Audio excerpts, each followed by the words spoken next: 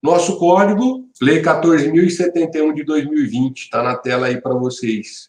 Vamos abordar os 19 pontos relevantes para a parte de suspensão e cassação. Óbvio que com foco na parte técnica de defesa, para você, advogado. Essa lei, ela vai entrar em vigor dia 12/4, 12 de abril. Nós teremos aí um mercado gigantesco pela frente. E vamos ver, com as alterações da lei, o que afeta de imediato para nós, né, na prática. Primeiro item que eu relaciono é a competência da Polícia Federal.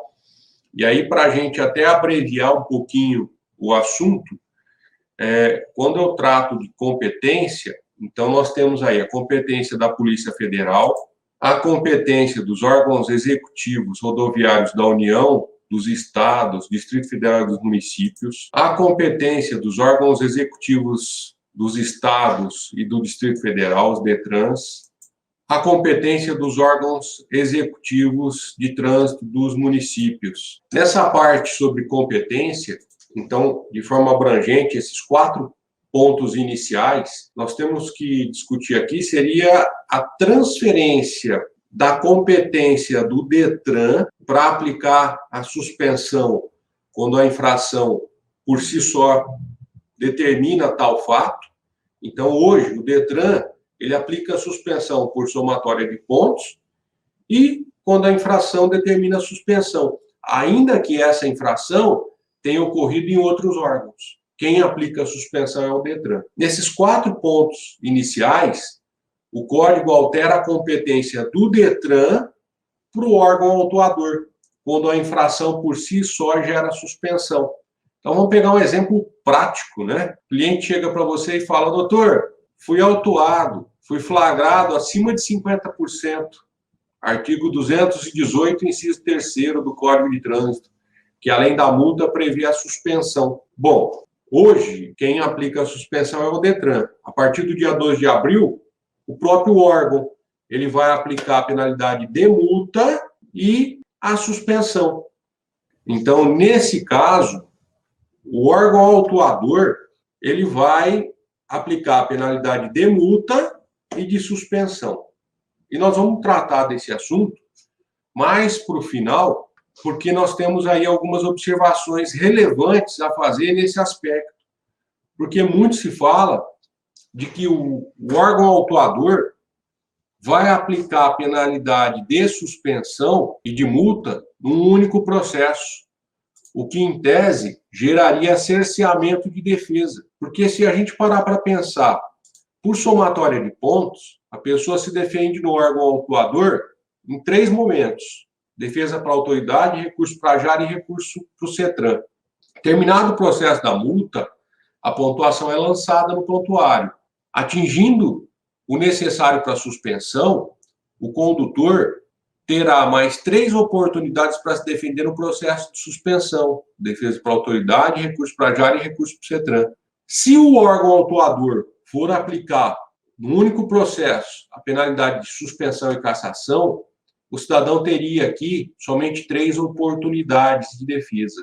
Nós temos aqui, então, uma situação diferente. Então, fiquem com isso. A competência a partir do dia 12 de abril, para a aplicação da penalidade de suspensão por infração que por si só gere a suspensão, é do órgão autuador. Então, aqui existe a possibilidade do condutor ter N processos espalhados pelo país, não só junto ao DETRAN, local de registro da sua habilitação. Então, isso vai expandir o mercado para você, colega advogado. O que nós temos aí, no artigo 24, parágrafo 2º, é que hoje, né, o órgão do município ele tem que se integrar ao Sistema Nacional de Trânsito para poder fazer a fiscalização e aplicar a penalidade de advertência, de multa. O órgão que não está integrado ao Sistema Nacional de Trânsito, ele não pode exercer essa função.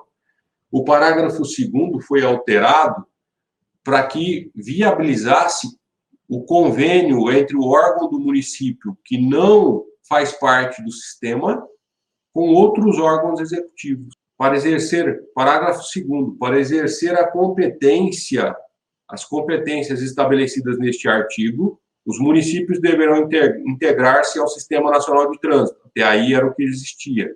Por meio de órgão ou a entidade executiva de trânsito, nós temos o convênio, ou diretamente por meio da Prefeitura Municipal. Então, vão delegar as funções. Isso pode refletir na questão da competência. Então, toda vez que você for trabalhar com a questão de infrações aplicadas, multas aplicadas por determinado município, é interessante você verificar se esse município foi integrado ao Sistema Nacional de Trânsito diretamente ou se existe convênio com outros órgãos para que possa existir a fiscalização. Padilha, pedir cópia da documentação que comprova que o município está integrado ao Sistema Nacional de Trânsito, ou, a partir do dia 12, a existência de algum convênio com outro órgão executivo de trânsito que esteja, que pertença ao Sistema Nacional. O município não tem. Só com base nisso, eu vou conseguir anular a infração de trânsito, às vezes sem discutir mérito? Sim, com base nisso,